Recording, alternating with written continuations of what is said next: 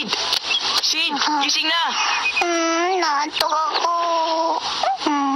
Mas maaga ka natulog kagabi, di ba? Bakit pa ang aga-aga mong magising kapag bakasyon? Kailangan ko ng payo mo. Payo ko? Oo, anong dapat gawin ng isang tao kapag hindi niya matubad ang pinangako niya? Ang alam ko, di ba dapat tumupad siya sa pangako niya, di ba? Oo, sa palagay ko. Siyempre, mahihiya ka rin pag hindi ako nakatupad sa pangako ko, hindi ba? Sandali lang. Ah, ang ibig mo sabihin, hindi ka mapapaya? Oo, mapapahiya din ako. Kaya nga, ikinalulungkot kong sabihin na sisirain ko ang pangako kong binatawan sa isang kaibigan. Ano ba yung ipinangako mo?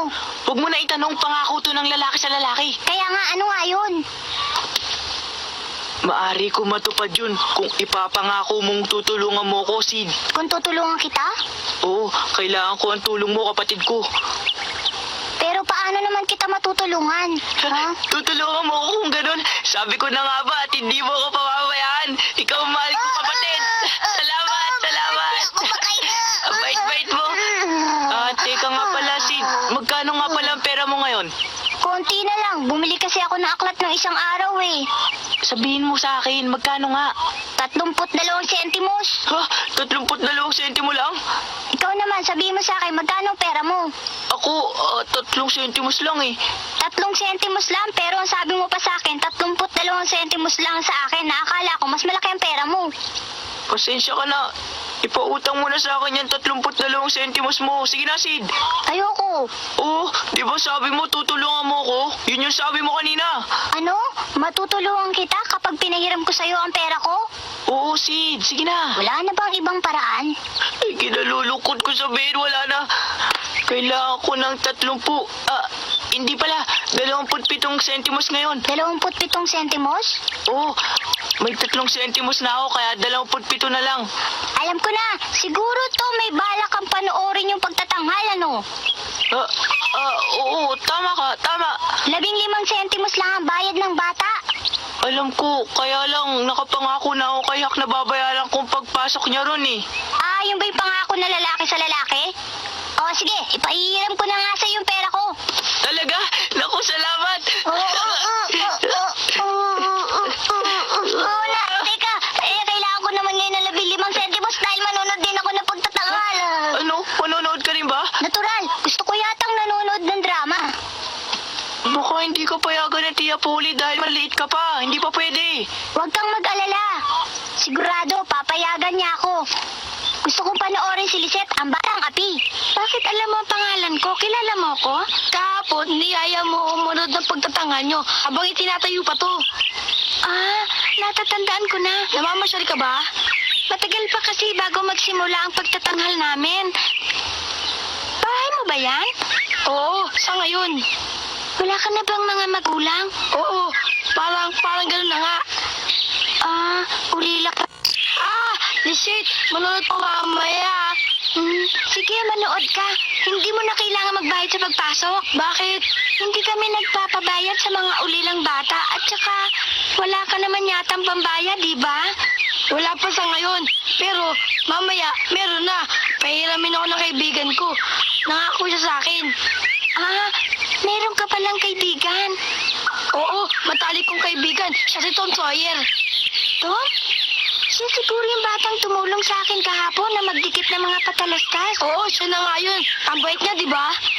Oo, naiinggit ako sa mga taong may kaibigan. Bakit? Wala ka bang kaibigan? Wala. Hindi ako maaari makipagkaibigan dahil palipat-lipat kami ng mga bayan. Oo nga, no. Makikita ko ba ang ilog kung lalakad pa ako ng konti? Oo, kung gusto mo talagang makita ang lawak ng Mississippi doon.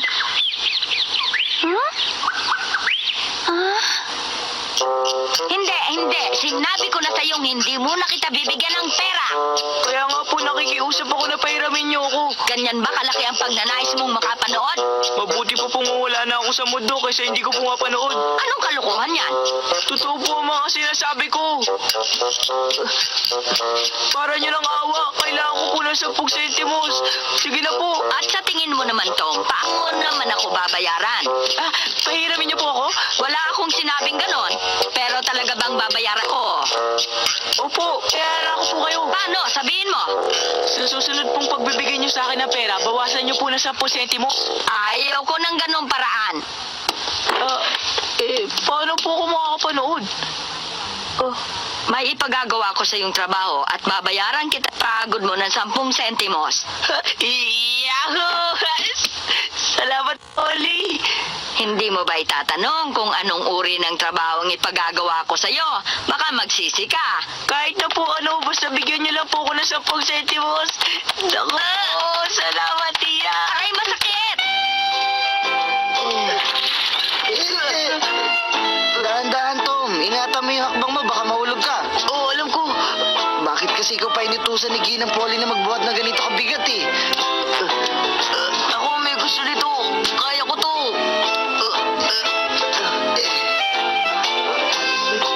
Dahan-dahan, ha? Ang bigat talaga ng upuan yun. Ang paghahatid ng mga upuan at lamesa kay Ginoong Ferguson ang ibinigay sa aking gawain ni Tia Polly.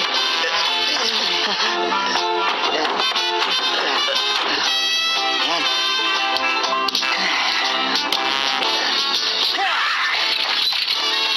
Ang hirap lang.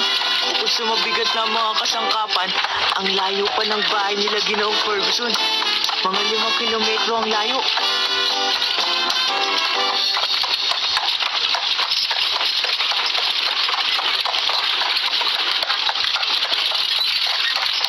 Makakabalik ba tayo dito sa oras, Jim? Huwag ka mag-alala, Tom. Mabilis na tayo pagbalik. Akong bahala dyan. Bilisan mo, Jim. Sige na, kailangan ko makarating.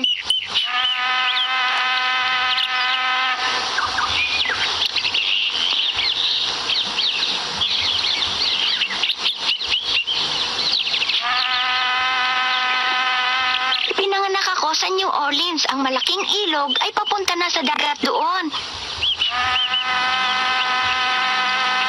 Yung barkong ang nagdadaan, siguro papunta na yun sa New Orleans. Nakarating ka na ba doon? Ha? Doon? Ha? Hindi ka nga pala maaaring maglakbay dahil wala ka ng mga magulang. Oo nga. Dapat na pala akong bumalik sa hotel. Pag nahuli ako, baka isipin ng mga amo namin na tumakas na ako. Tumakas ka? Oo, nung bago pa lang ako sa samahan namin, 2 ulit na akong tumakas. Agad naman akong nahuli, kaya ayoko nang tumakas uli. Hindi ka ba anak na namamahala? Hindi, ipinagbili lang ako sa kanya ng sarili kong ama para magtrabaho doon. Ano? Ganun na ginawa sa'yo? Nakita mo na? Halos pareho lang ang buhay nating dalawa, hindi ba? O sige, visit. Ano? Pinagmamalutwitan ka ba talaga nila at pinagagalitan? Ako? Sinasaktan ka ba ng namamahala? Paminsan-minsan. Ikaw? Sinasaktan ka niya? Sinisigawan niya ako pag hindi mahusay ang pagganap ko at hindi ko napagbuti minsan. Pinapalo niya ako. Kaya lang, ang artista ay artista at dapat magtiis. Pero, ang bata mo pa. Hindi, kahit bata pa ako, artista pa rin at dapat gampanan ko mabuti tulad na matatandang artista.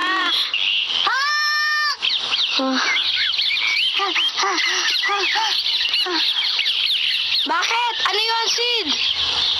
Tinala ko ang pera! Nasa si Tom? Inutusan ni Tia Polly na magatid ng kasangkapan sa bahay ni Ginoong Ferguson. Hindi ba siya manonood ng pagtatanghal mamayang hapon? Babalik daw siya bago magsimula ang palabas. Aalis na ako hanggang mamaya, ha? Oo. Ha? Ang kanta niya. Ikaw yung kapatid ni Tom, di ba? Hindi kayo magkamukhang dalawa.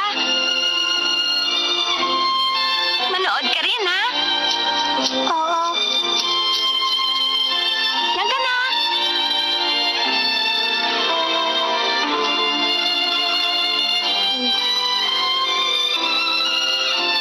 Alam mo, ha? Bakit ano yun? Magtatapat ako sa'yo. Palagay ko, umiibig na ako.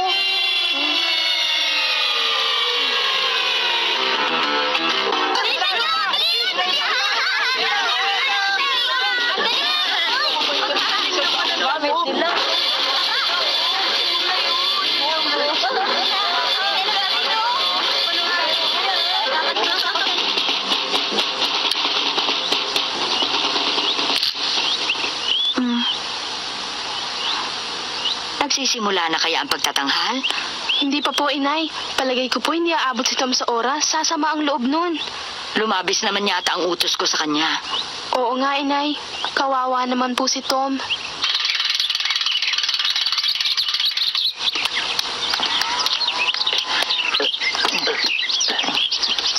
Salamat ng marami sa inyong abala. Bumalik kayo sa ibang araw at dito na kayo kumain. Maraming salamat din po. Paalam. Paalam po. Ingat kayo! Paalam!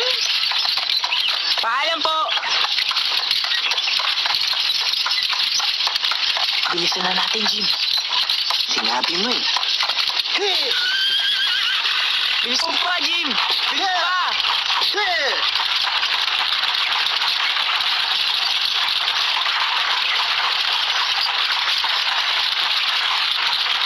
Ang tagal naman, oh. Oo nga, Kaya naman. kami nila mamaya. Ang pamagat nito, silisit ang batang api. Oo. Oo nga. Eh, Jong, bakit naman siya naapi? Naman, oh. Dahil pinagmalupitan. Oh, ganun ba? Oo, ganun yun. Ha, Toria? Hoy, Becky. Hindi ba darating si Tom ngayon? Sabi niya, darating siya. May pinuntahan ba siya? Bilisan mo pa, Jim. Bilis pa. Wala nang ibibilis, hindi na kaya ng kabayo eh. Huhuli na ako.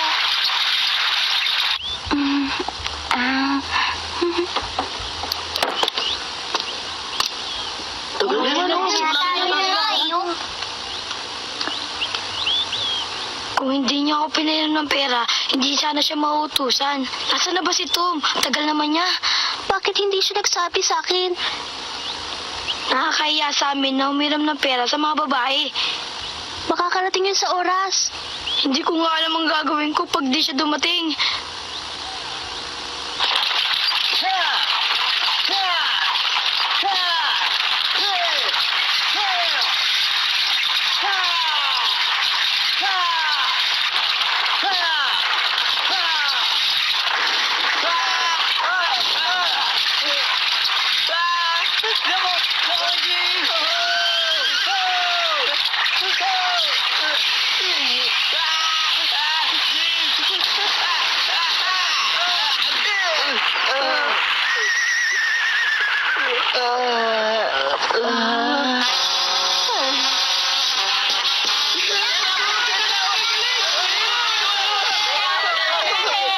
Magandang umaga mga kaibigan.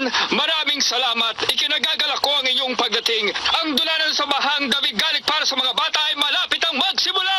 Subalit ang palabas namin ito ay may bayad. Alam naming lahat kayo na narito ay binigyan ng inyong mga magulang ng 15 sentimos para makapanood. Upang hindi nyo mawala ang pera ninyong pambayad, isang batang kasama namin ang kukuha ng inyong bayad. Ilabas na ninyo ang inyong 15 sentimos at ilagay sa dala niyang lalagyan. Malapit na magsimula ang ating kapanapanabik na palabas. Ito po akin. Salamat. Salamat. Ha?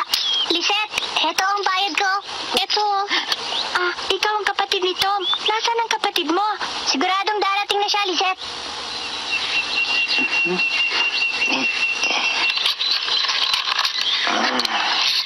Ang palagay mo ba, Jim, madali mo lang matatapos yan? Huwag ka mag-alala. Malapit na to. Ayan. Hindi na ako makapaghintay. Nagsisimula ng palabas ngayon. Teka, sandali na lang. Patay ka, bata ka. Nabali pa.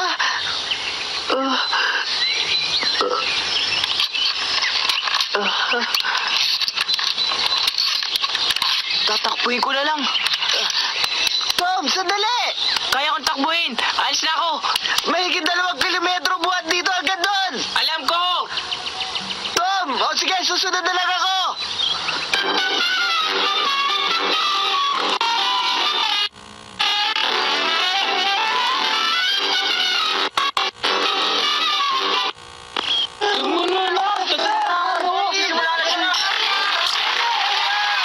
At ngayon mga kaibigan, ikinalulugod namin sa inyo ang dulang sinisang api. Ahan namin ito'y kalulugan ninyo hanggang sa uli.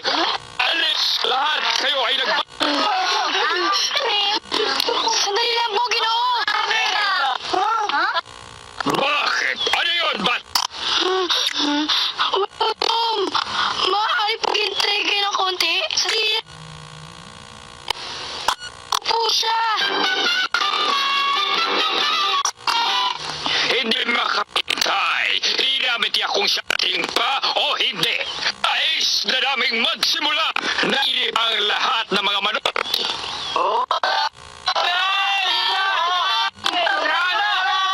Makinig kayo lahat. Maghintay lang tayo ng konti pa. Maaari ba mga kasama? Tiyak na darating si Tom. Nahuli lang siya dahil sa akin. Maaari bang tumahimik lang kayo mga kaibigan? Maghintay pa po tayo sandali. Nakikiusap po ako.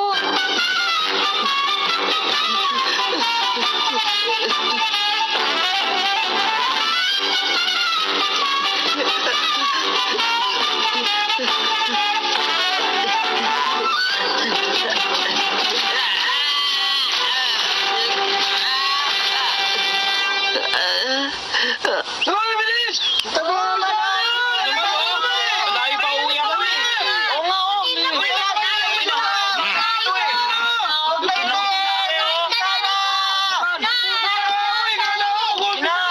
Nagugutom na. Lizette, Sige na po, sandali lang po. hindi tayo maaari maghintay. Mahuli tayo para mamayang gabi. Mga kaibigan, hindi na tayo maaari maghintay pa. Manonood na lamang si Tom sa gabi namin pagtatanghal. Hindi po siya papayagan mamaya ni Tia Polly. Maniwala po kayo sa akin. Wala na tayong magagawa. Kaya ngayon narito ang panimulang tugtugin. Sandali lang po. Sandali lang po, Ginoo.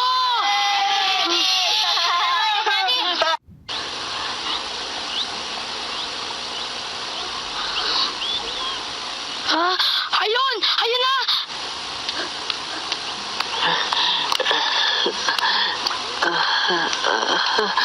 Ayun na siya! Dumating na si Tom! Dali mo, Tom! Tom! Patawad, Tom!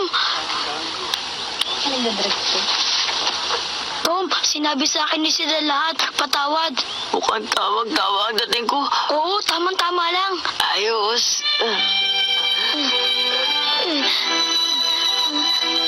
Umabot pala si Tom eh! Pwede na kayong umpisahan!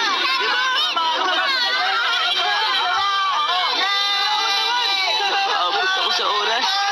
Ngayon, makakapanood ako ng isang magandang dula. Itaas na ang